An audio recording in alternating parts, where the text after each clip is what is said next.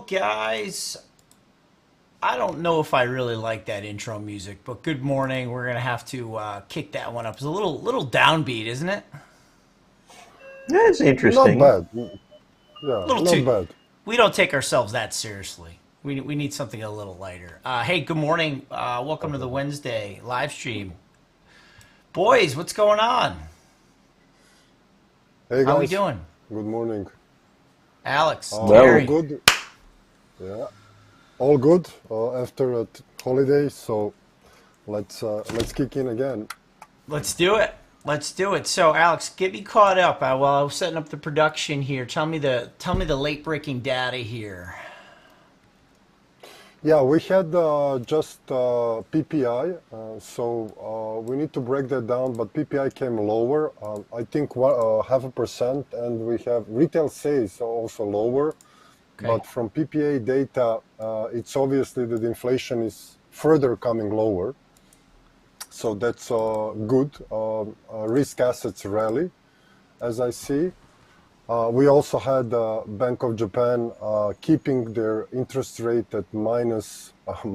They're the only central bank at minus currently. Yeah. And yeah, the stocks are going, as I see on futures, are going up. Cryptos are going up. So all good. That's a big miss on PPI. Wow. Yeah, Expecting negative 0.1% coming in at negative 0.05. yeah. Headline month over month. And then might core, need to zoom in on that a little bit. It's kind of small to read, kind of so small. there we Core go. is, yeah. So actually, we had revisions down too. Good revisions from point 0.4 down to Yeah. 0.2 in the prior. Yeah. And then, as expected, month over month, retail sales, big misses, you just said. PPI headline missing by zero point 0.4 with a 1/10 revision. Interesting. Okay. Well, that's kind of that sort of solidifies the 25 basis point increase here on February 1, and then you Yeah. know if they go another 25, we shall see. And then looking at Fed funds, we've beat this, that narrative to death. I mean, they're looking for cuts in the back half of the second half of this year. So we'll see how that squares up. Looks like they're sticking to plan so far. It's going according to plan, but we know how easily the snafus can come in. But right Yeah, now, it's running according to plan. yeah. I'm just interested how you're gonna raise as aggressively as you have over the last year, and then go ahead and a couple months later just start cutting. I don't know how the market's going to square that up. Let me just take a kind of a crazy look here. The reaction to PPI, I like doing this little crazy macro 1 minute overlay here. I usually just do a percent change like a minute before the data. And what do we see? We see dollar yen lower. Alex mentioned dollar yen and euro yen lower. You mentioned there was a yen move. Was the BOJ announcement, Alex, yen supportive? BOJ actually kept their interest rate, as I said, at minus zero point zero 0.01. Okay. Which actually was giving a dollar a little bit upside, but then the latest PPI moved it further downside. So, but I think we are close. I see dollar index in the last stages, so I expect a reversal on the upside that might be connected with the next Fed meeting. They might be still have a little bit more hard rhetorics, as we know, pulling out some corrective pullbacks. But as I see, dollar yen currently is moving lower, and the yen is strengthening currently. Got it. So yeah, Okay. Okay. Good to know. not Yeah, it looks like so. These are the twos up a touch. These are the tens up a touch. I don't have yeah. 30 or over on this, but just looking at the futures here, pre-market, crypto's added again. Bitcoin up 20 up to 21.4, ETH almost at 16. Futures, NQ a little bit of a bid, almost 0.6, 0.55. Call it yes, 0.355. Rut strong. Small caps been showing a little bit more strength. That's one of the kind of the main themes we've been focusing on in the with the members is small and medium caps continue to show our performance there. So I will be showing you that one here. We got to, of course, look at the index wave count, and we'll have some fun here. Markets are big time in consolidation. We kind of went through a very simple moving average exercise last night in the member video, and I think this XLK, this technology ETF, really sums up the market we're in. So this is the monthly XLK technology ETF.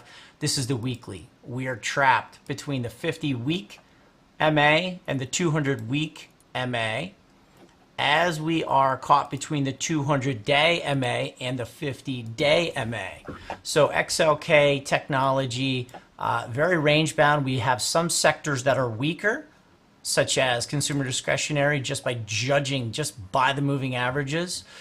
We are, let me do this guy as a month, this guy as a week, and this guy as a day. We are below on the weekly consumer discretionary, both weekly MAs, and we are barely above the 50-day moving average. So you've got some that are doing well, some that are doing not so well. XLC is actually, let's see here, let's go week, let's go a month, let's go a week, and we can see XLC is a newer product, but well below those weekly moving averages. And then if you look at something, the value trade, materials, all above, industrials, all above, healthcare, mostly above. So is the rotation into value here to stay based on what I think prevailing sentiment is and what everyone seems to be saying and what's happening in the charts? We're not so sure. We're seeing signs. The team's been working hard behind the scenes to show some green shoots from some of these beaten down, growthier sectors, and we have some positions that we'll talk to you about here. So, just taking a look at the S&Ps to start up here, we are again at this highly critical zone of resistance from several sources. The downtrend line, which is actually a downtrend channel from early 22. Coming in, we flirted with it here in early December, again on December 14th. We sold off here to the end of the year. Then we got the January move. Here we go again with this downtrend line. We have the 200-day moving average. It's the 50% retracement of the 2022 decline right here at 41.01. You have the 786 retracement from the little December 1 to December 21 move. I mean, you have everything here. And as I said, it was going to be treacherous. And this is what we said here in the live stream and with our members. It's going to be treacherous up here. I don't think anybody's going to get out of this unscathed or unbloodied. And I think that's fair to say that that's played out. Now, here we are again. We're at the 786 retracement. This is the key decision zone. I've seen some of the most impressive, decisive, long-lasting in terms of implications, reversals from that 786 in my career. I often find it to be a stop-run target through the 618, which everyone knows about. 786 is where some pretty nasty reversals happen. So it's decision time here. And if we break, we're very calmly going to take this minute degree wave 2 and place it here. And that means we are now in a third wave rally with clarity in terms of where the Fed's going, in terms of where rates are going to go. And we'll see, I need to look at that Fed funds target, Alex. Maybe you can do that as I'm talking here. See if they've adjusted in the next 2 to 3 meetings based on the data this morning. Do we have more clarity as if the Fed's going to get a 5 handle? So that's the S&P on the red count. We're tracking 2 wave counts, red and blue. For the most part, red is more bullish, blue is more bearish. This is the NASDAQ red, and it's not as dire of a breakout situation as the S&P is at that 786. The NASDAQ being that, as I just said, growth has been weaker off the lows, even with semis doing so well. We're only at a 618 retracement from that December 13th to December 28th low. So, this is certainly a potential reversal zone as the S&P is up here, NASDAQ's down here, and we shall see. The decision is going to be made. We have a lot of similar price action. 200-day moving average is way up here at 12,118. We have 618 of this little move. We've got downtrend from 2022. I don't think we're even close to a 50% retracement off of the 2022 high. It's going to be barely a 38% retracement of the 2022 decline. So if we don't hold, this is what we're looking at. We're looking at lower prices in the NASDAQ. We do see some green shoots here and two specific markets. One is going to be small caps. We're seeing a very good rotation in small caps and medium caps, and specifically within the growthier sectors. Our spin doctor, Terry Long, has been hard at work on that. And here's evidence of that. As I just said, the S&P's at the 786 retracement of the mid-December to late December move. The NASDAQ's at the 61%, 61.8, and the RUT is at the 100% retracement. It's back to the old highs. It's back to breakout. So that's interesting. And then another one within that growth trade that I mentioned, the other one that's at a 100% retracement from that December high are semis.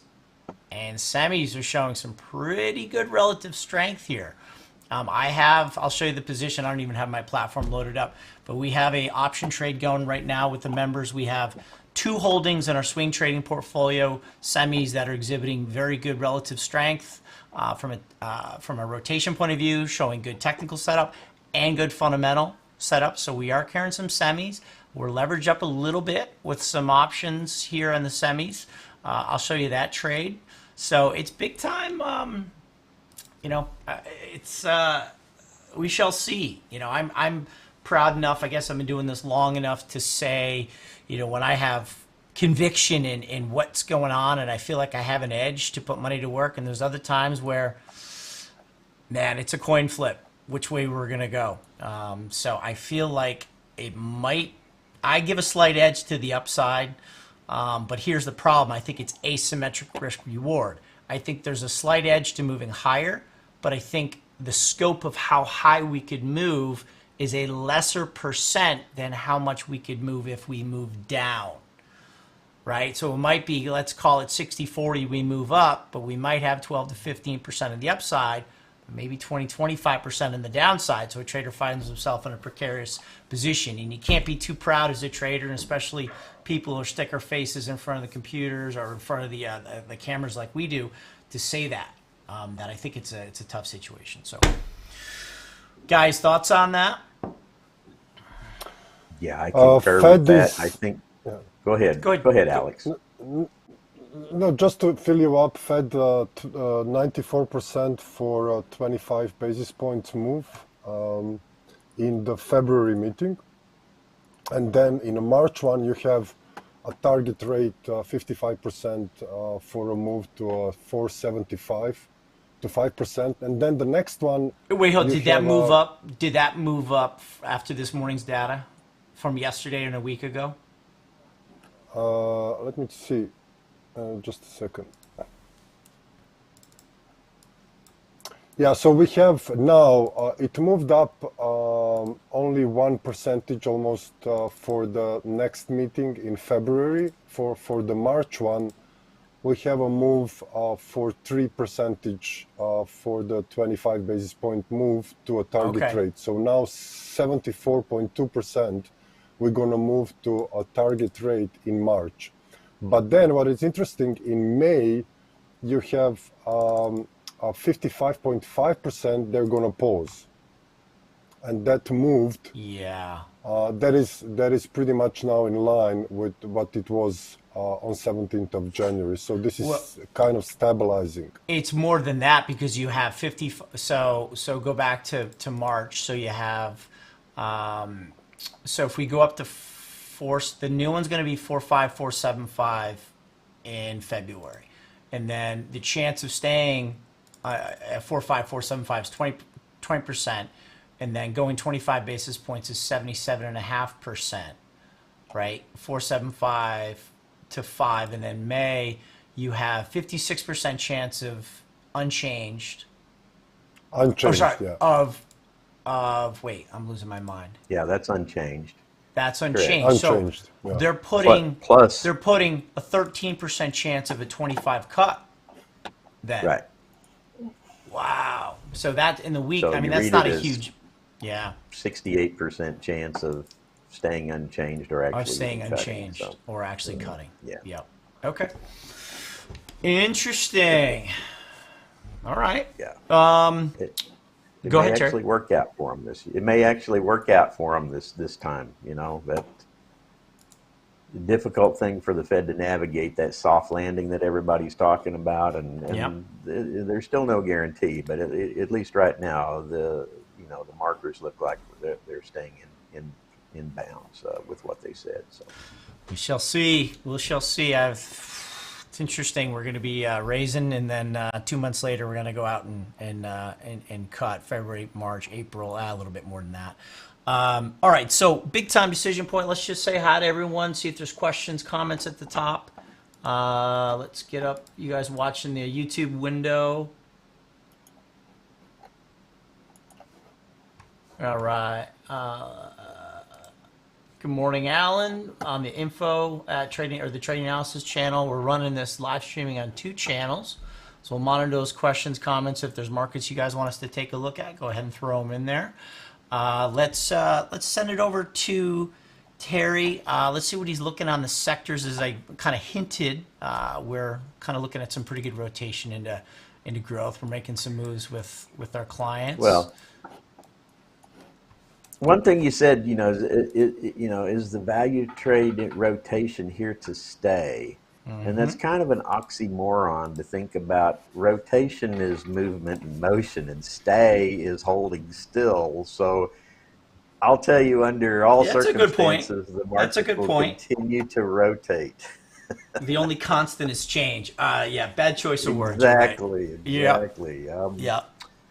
Yeah, really, and of course we had MLK Day Monday. Some markets are closed. There's not a lot of price action here, but really, I mean, after last week's huge up move here, 2.7% in the S&P, and 4.54% up in the NDX last week. You notice that was double, almost. It's interesting. Slightly less than double, but almost, the NDX moved dramatically higher. And as you mentioned earlier, they're floating back up in here between the 50 and the 200-day moving average. And basically the S&P has actually kind of recaptured that 200-day moving average, which sits at 39.77. And we're, the price action penetrated just above that. Of course, we, again, exactly what you said, we really need to get that push, just go on and get that push higher, and then we'll know. Otherwise, we've got to remain patient with things, right? So pretty quiet action on the sectors, but this has got pre-market action in there. I'm seeing consumer discretionary up 1.13%, leading the sectors today. Before the market opens, and technology up 1%. And here's a real quick look at our sector, relative strength sector leader scoreboard, where we, just continue to see degradation here in momentum and some relative strength give back in energy, industrials, materials. You've got that consolidation move that you mentioned, financials, staples, healthcare. They're all the leaders, the value leaders, but they've lost all their upside momentum. You notice this group is sitting close to this horizontal line, which means relative momentum to the S&P is neutral, and industrials and materials are heading that direction. Meanwhile, on the other side of the fence, we've seen the utilities gain some upside movement, although its vector did shift back to red. It had been blue, and then last week it kind of weakened a bit. But technology made a back and forth little whipsaw here. You can't really see that, but it went down and then shot back up, and it's sitting holding neutral. So, what's happening is there's a change in effect. Obviously, since we're no longer trending, these underperforming sectors are no longer trending down relative to the S&P, and they're actually starting to recapture upside momentum. Look at the rapid rise here in communications, right? That sector we know, languished down here, for a long time, right? The communication sector basically is the first one to give up the ghost in September 2021. It never really followed out of the mini rally that came out of that. And so it's been in the longest consolidation. Now we're starting to see some pretty good upside moves. All right, enough of that. So one of the things I provide our members each week is a detailed look at what we're looking at behind the scenes in trading analysis. And Todd and I have been interested in what's happening here in the technology group. This is the industry subgroups for technology, right? So you can break the XLK down into stocks that focus on electronic equipment, computer hardware, telecommunications, computer services, electrical components, semiconductors, which we talk about a lot, software, and renewable energy. Right, that's the newest addition to that group. So we not only look at the sectors and the indexes, we kind of want to drill down and look deeper inside the sector to see what's happening in the industry subgroups, who's moving and what. And look at this one here. This is computer hardware. You see the little kick here. We've got a little bit of a kick, not a completed rotation, right? I like to see the hooks form and turn all the way back to the right. Software, we've got that kick and we've got that move back up to the northeast here in software. So beating down hardware, computer hardware, and I'll tell you what, the number one stock in that group is Apple. Largest market cap obviously pulls that one down, right? Software group is here. And then this is semiconductors. And I do see a little bit of momentum shed this week, but we've been really seeing a pretty good move in semiconductors, and it probably needs just a little bit of time to cool off. Let's take a look inside the computer hardware group, and there's Apple, as I mentioned earlier, with the largest market cap. But the group itself is made up of all of these stocks. There's about 20 of them, I guess, here in this particular group, and you can see some brand names here such as Dell, Logitech, you got Hewlett Packard, and then there may be other names in here that you're not really familiar with, right? So as Todd was mentioning, it's looking more not only at the large caps, but mid caps and small caps. And if I were to take this list and pull the market cap up, I'll tell you that I think it ranges anywhere from whatever Apple's $2 trillion valuation is down to about a $3 billion, I think, in the smallest one in here, right? So we like to look at what's happening here, but it is interesting to note that Apple's move down is actually stalled and changed direction, right? There is a heading change there, so that could pull the entire group back up. Okay, let's look over here at software, right? And so Apple, the biggest name I'll show you guys software, that when you're done. Apple's held a very key Elliott and Fib support zone, Yeah. so I wouldn't give up on that. Yeah, I think that 125 level might be it for Apple, and we may be moving back up to 140. So yeah, we'll look at that. So let's take a look here real quick at software. So what's the biggest name in software? It's probably Microsoft, right? So here's Microsoft right there at the center of the group here. Microsoft has started moving back up to the northeast again after a long, I'll pull the trail back a little bit. You can see there's and I'll animate that for you. There's the downtrend, right? Microsoft fading down. That has turned. So when that turns, that means, and that's turned twice actually. There's the first hook right here. That happened the end of November.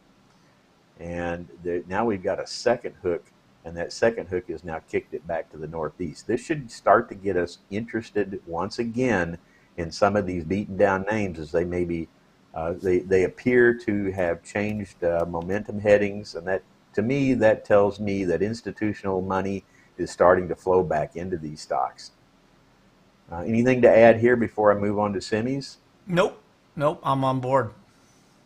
All right, let's take a look real close now. In semis, I've got this in a little bit different format here.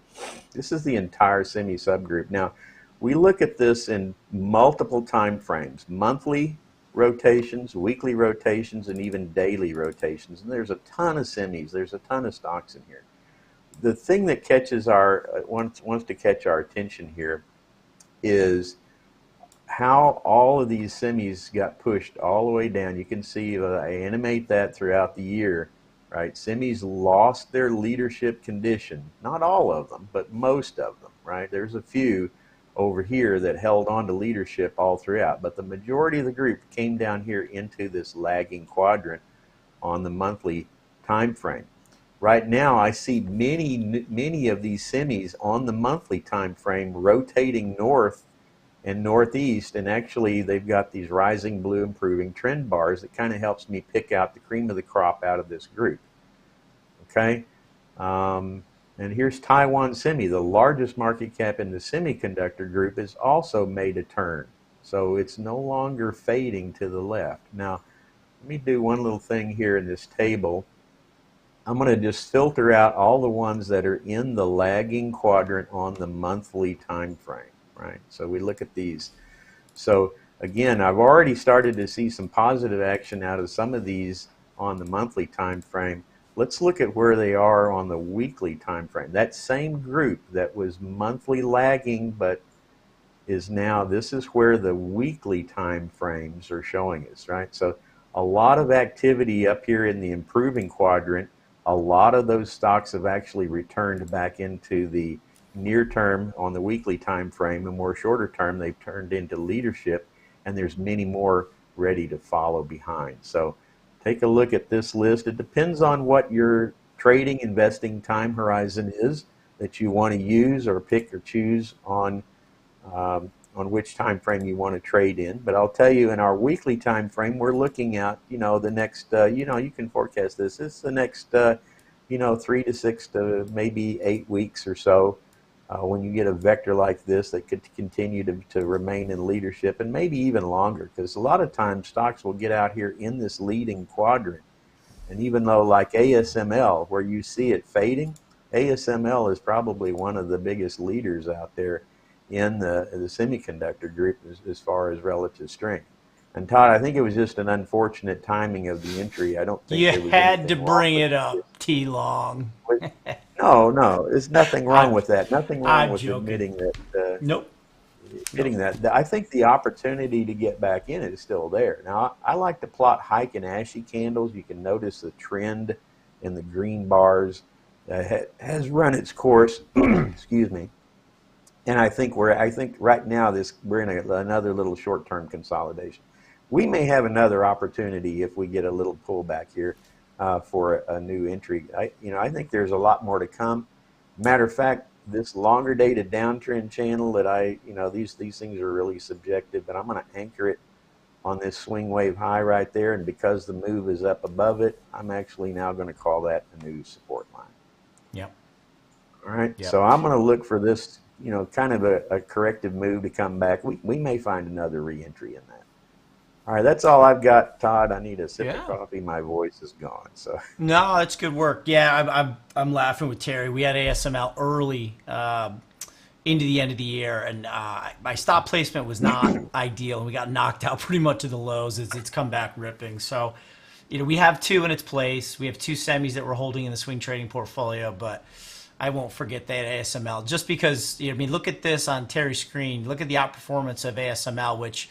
It's a semiconductor that it's a proxy for Chinese demand because it's a company that does supply, and there were some questions about this is a would they Netherlands be it's company, a Dutch right? company. It's a Dutch company, and there was questions as if there would be some sort of encouragement of sanctions or encouragement for them to not provide semiconductors to Chinese defense. And that news, we were in the stock when that was coming out, and I said, ooh, that's not good. And then we looked at the price action. Stock took it in stride. So you have a technical, you have a rotation, relative strength point of view, and it weathers potentially bad news, I thought, very well. And I didn't do a deep dive in the story, but that was even more so. I was like, oh, this is a great stock. So Yeah, I didn't really deep dive into anything, the fundamentals. I was just looking at the technicals here, and we bounced cleanly off the 200-day moving average, and we're moving back up above it. So, yeah. stocks moving above the 50, the 200, the 50's moving higher. That tells me an uptrend's in place. So, yeah, we definitely have a lot more opportunities to go, Todd. All right, Yep. back to you. Yes, sir. Well done. Just following up what Terry was saying on Apple, and then I know Alex has some some charts to back up what we're looking at, and then I do want him to look at crypto because that's been moving. But the long-term Apple count, I thought I would just share it with you for 1 minute here. This is, those of you who have ever studied Elliott know that trends usually reverse in something that resembles a 5-wave move. This weekly on Apple is not what you call a 5-wave move. When you go way back, I love doing this exercise. It annoys some people, and it kind of cracks me up. But if you go way back to let's go 20 years of Apple. I don't see much in that very simple elementary chart that says the top is in. But we'll see. Plus, I don't see a 5-wave move in the downside. So what's the wave count? Best that I can see is it's just a triple. It's just a ABCX, ABC. It's a double combination. We held the first zone of support down here. The first zone, which was not hard to find, 126 to 123. We're very clear. We said that should be the first sort of wall or floor of support. If not, we have two more confluences of support zones lower in Apple. And now we have this pretty simple broken support line here, now offering resistance. If you can peek up through 138, then you're just going to have to go to your fib retracements, your subjective trend lines. So, maybe we're going to count another one into 143. But this is going to be the next challenge for Apple. And if you can break above that, then for me, I think that sort of solidifies the corrective count. Alex, let's bring you in, my man. How you doing? All good. Just prepared a couple of charts from this Nice. Terry's Outlook. And also we have ISML chart ongoing. So pullback is probably coming. So we will have another, I think, an entry point in a couple of weeks there as well. Nice. So share your screen on Zoom. Sure, I'm going.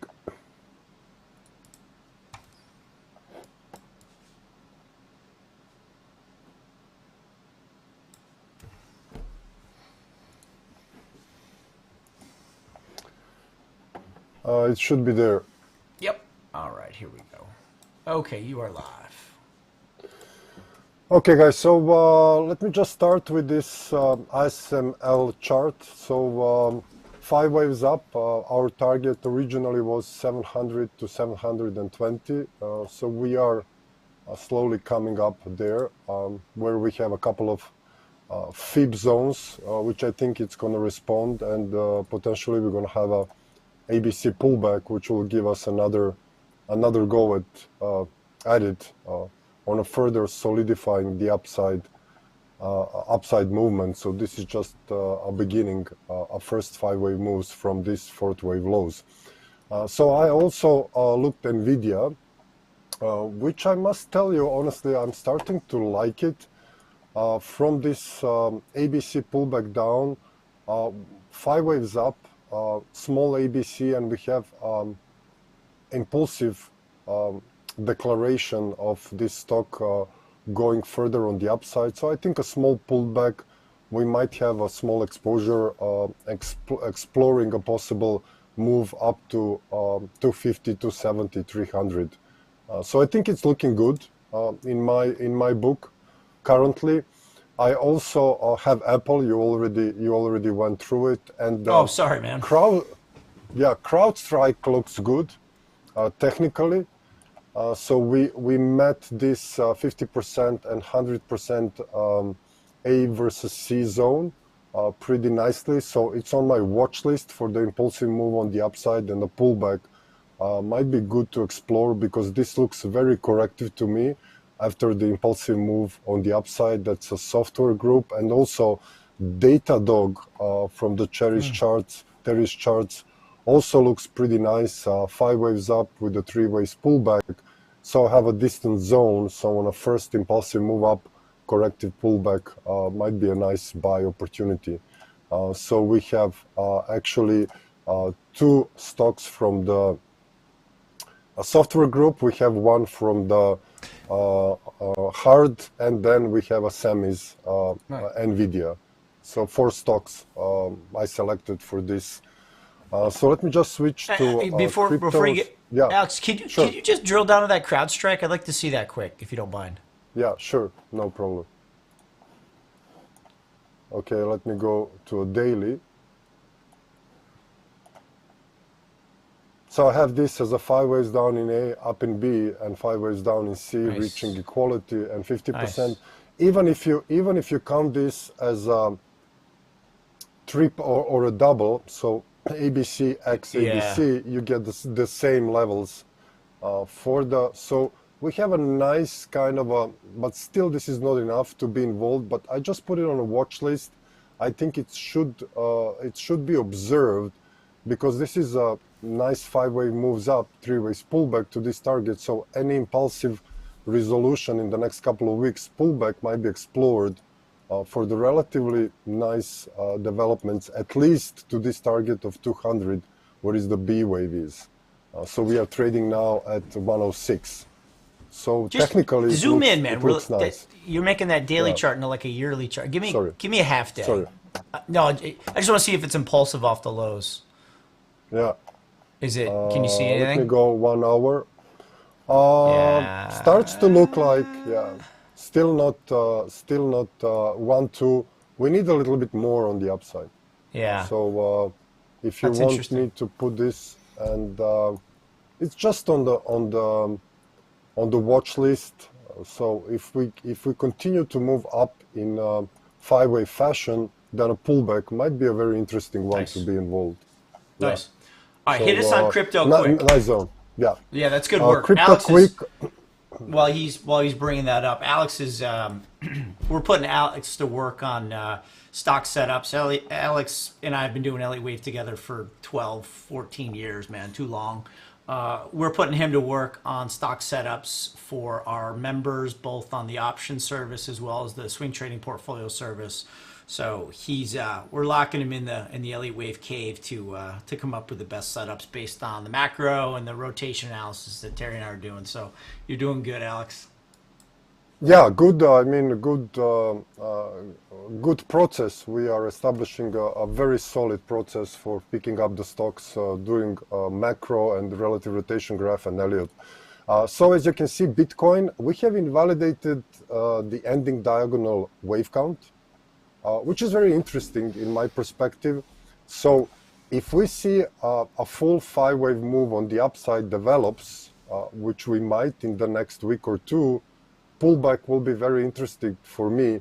So what you are gonna like is this very aggressive wave count on Ether, which is also showing a strength. Now you're talking, in a baby. sense. Yeah. So we were of a stance in our crypto membership that Ether has already posted a wave 1 high. The question was, we were looking for a complex. I noticed before you have this wave count, which might be a right one, because now we are developing possibly the first wave in the third wave, which is going to be a very interesting buy after a small pullback on this big trend line. So we might be going pretty aggressively if we see this actually unfolds on Ether on the upside. So this is my most bullish wave count. And as you can see, if we look at Ethereum, Bitcoin, we are staying It's still big. bullish for the, it's still very, I mean, we are in a little bit of a correction, but still it's a very bullish process, which means that Ether, if we start to move this on the upside aggressively, it's going to be favored one for the next bull run. And as you can see, we have a couple of targets at 3,600, 4,000, 4,600. So if we get on the next bull run, this will be the most likely the outlook for Ether, which is very interesting from the perspective of our members. Yeah, Alex, not to drag this Yeah, on. What if sure. by chance that Ethereum is ABC triangle X, this is a triangle, and then we have another ABC down, like that wave 4 that was in the summer 22, how big is the same degree wave 2? Is Well, it if you compare that by a time, so let's do that 4 versus 2. okay? Uh, Yep. let me just do that. So as you can see, this is pretty comparable. So this will be around 2618 around April of 11th. So that will be the next mark.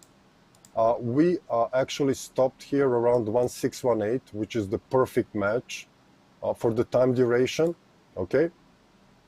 So yeah, so that depends. So if we anchor this one to 1618 will be the perfect one. So consider this just as an ABC. What about price? Sorry to interrupt. What about 4v2 price? 4v2 price, let me just do that quickly.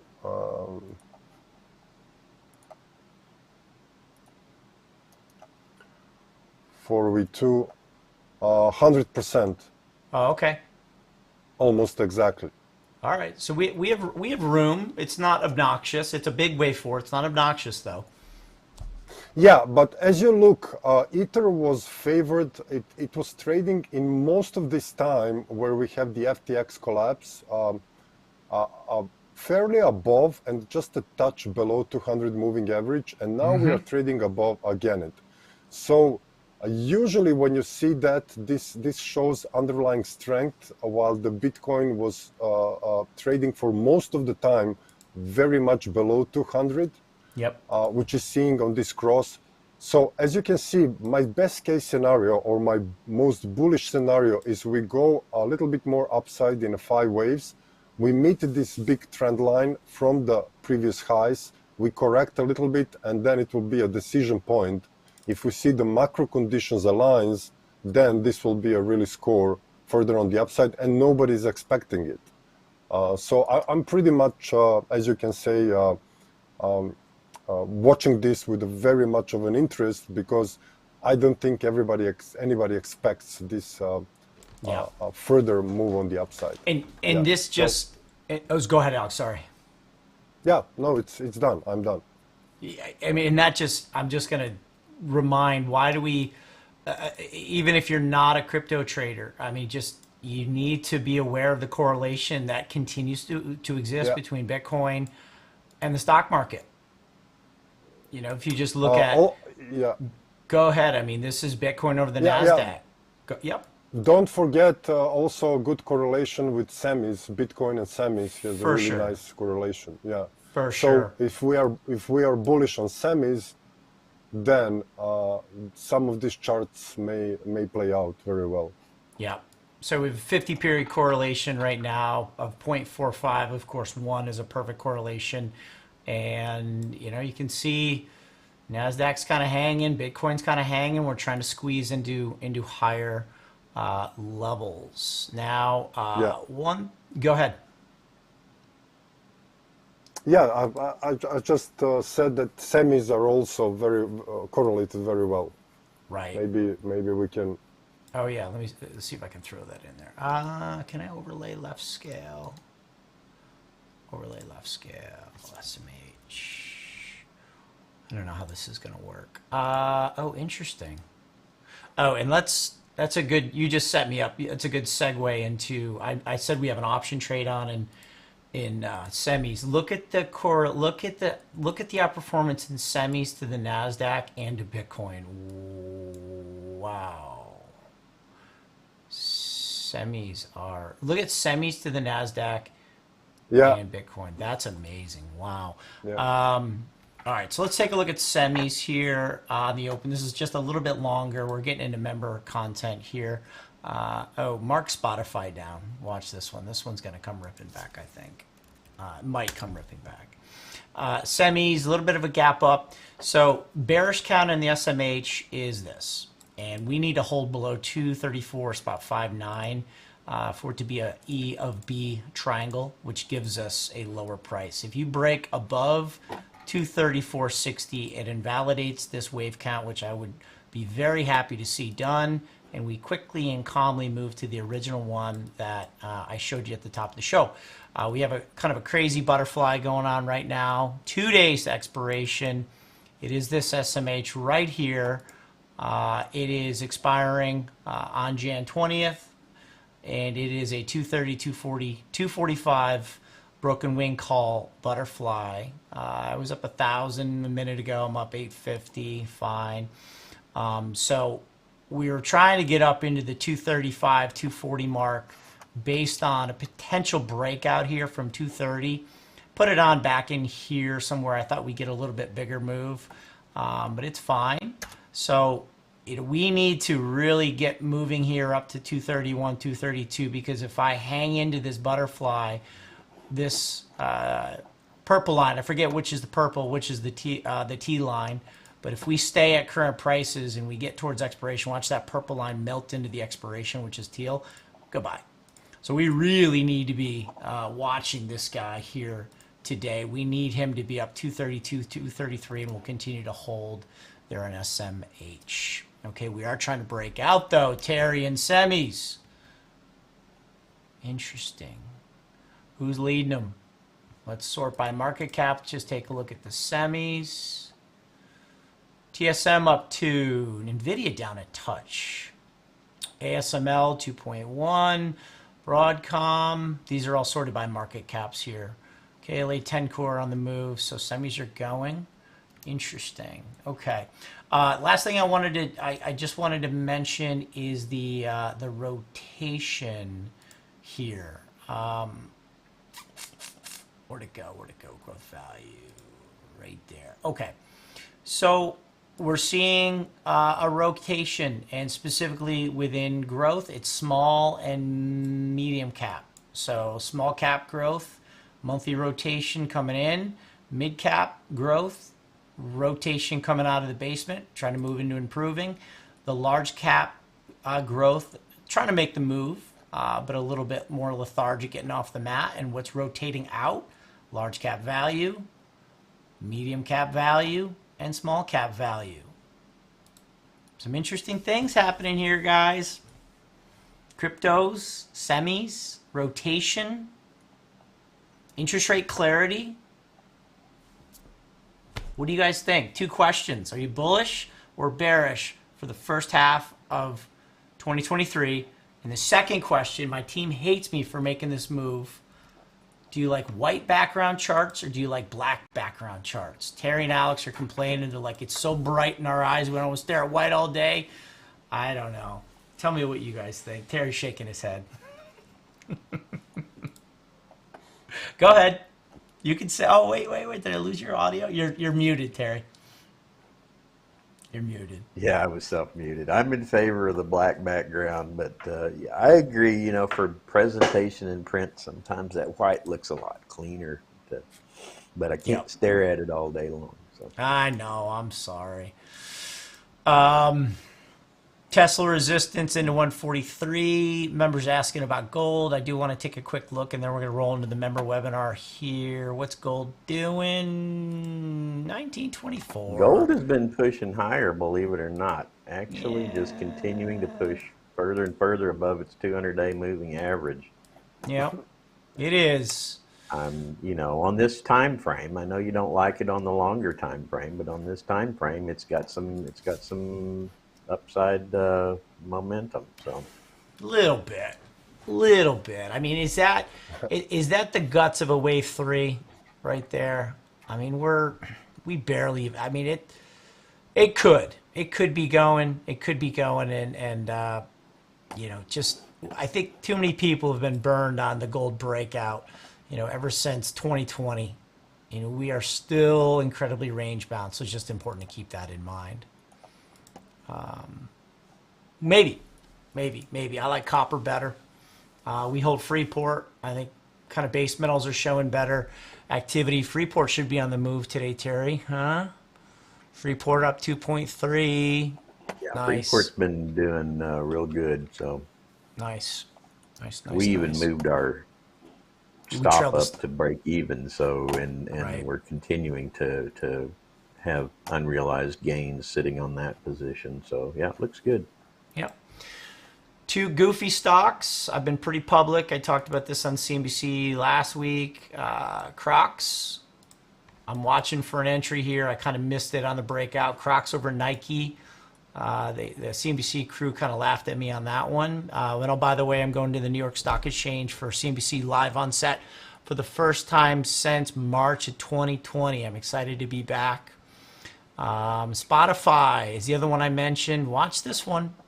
This one's coming back. Fundamentals are strong through the Joe Rogan controversy. Completed 5-wave move off the lows. Broke resistance here at about 86, 84. I'm watching Spotify on the upside. All right. That's a lot of information. Hope that helps, guys. Terry, Alex, great job as always. Remember, webinar starts in 15 minutes. Lots more to talk about. TradingAnalysis.com. And hope you guys are well. Let us know what you think. You bullish, bearish for the first half of 23?